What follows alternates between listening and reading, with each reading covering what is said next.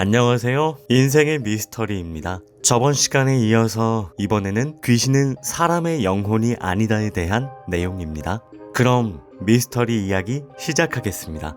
귀신은 어릴 때부터 우리에게 무서운 존재로 다가왔습니다. 우리 주변에 귀신에 대한 내용이 곳곳에 많이 있으며 실제로 귀신을 봤다는 사람, 그리고 귀신에 대한 추측이 많이 있습니다. 그런 점에서 봤을 때 귀신이 없다라고 단정짓기에는 어려운 부분이 있습니다. 그럼에도 아직까지 귀신에 대해서 확실한 내용은 없습니다. 그렇기 때문에 귀신은 미지의 존재이죠. 그래서 우리는 많은 사람들이 겪은 현상 중 귀신이다 라고 말하는 그 존재에 대해서 이야기해 보겠습니다. 귀신이라는 주제에서 저는 두 가지의 생각을 가지고 있습니다. 두 개의 생각 중 공통된 생각은 귀신은 절대 죽은 사람의 영혼은 아닐 것이다 라는 것. 이 이유에 대해서는 많은 말이 필요하기 때문에 반응에 따라서 번외편으로 찾아오겠습니다. 자, 그러면 귀신의 존재에 대해서 첫 번째 생각은 동물, 곤충, 식물과 같이 우리가 아직 찾아내지 못한 또 다른 물체일 것이다가 가볍게 생각한 저의 첫 번째 이유이며, 두 번째 이유는 우리 뇌가 만들어낸 존재다 라는 생각입니다. 귀신이라는 존재는 공포감에서부터 등장합니다. 귀신을 떠올렸을 때 대다수 사람들은 무섭다, 밤, 사람이 없는 공간, 위험하다와 같은 공포감을 조성하기 좋은 키워드를 생각합니다. 그러면 다시 공포감이라는 것은 어디서 나타나게 될까요?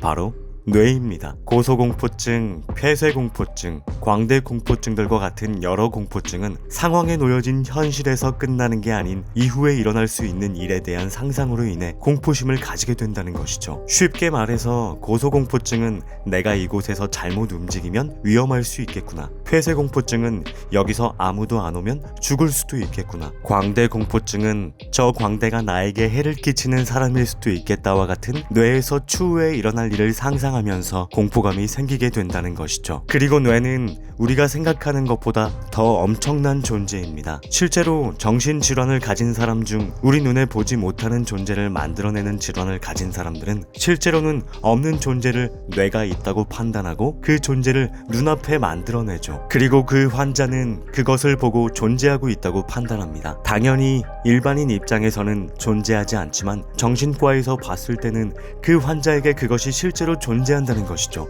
이렇게 봤을 때 기가 안 좋은 사람은 귀신을 잘 본다라고 말하죠. 그리고 가끔 혼자 있다가 문득 한 가지의 공포감을 느끼면 순식간에 공포감에 사로잡히게 됩니다. 그리고 전에 들었던 귀신에 대한 내용과 비슷한 상황에 놓였을 때 내용이 생각나면서 공포감에 빠지게 되죠. 이렇게 여러 가지 상황과 본인의 몸 상태, 귀신의 존재에 대해 들었던 내용들이 여러 가지가 복합적으로 겹치게 되면서 귀신이라는 존재를 눈앞에 만들어내는 게 아닐까 생각이 듭니다. 우리가 귀신에 쓰였다라고 말을 하죠. 사실 귀신에 씌인 사람은 뇌가 공포에 사로잡힌 상황일지도 모릅니다. 그리고 이 영상을 보고 있는 사람들 중 가위를 자주 눌리거나 귀신을 가끔 본다는 사람은 내가 지금 놓여진 상황이 많이 힘들고 공포에 사로잡히기 좋은 상황이 아닌지, 그리고 나의 마인드는 어떤지에 대해서 고민을 해보면 어떨까 생각이 듭니다. 이렇게 오늘은 귀신이라는 존재에 대해서 이야기해봤습니다. 실제로 귀신을 접하게 된 경험이 있다면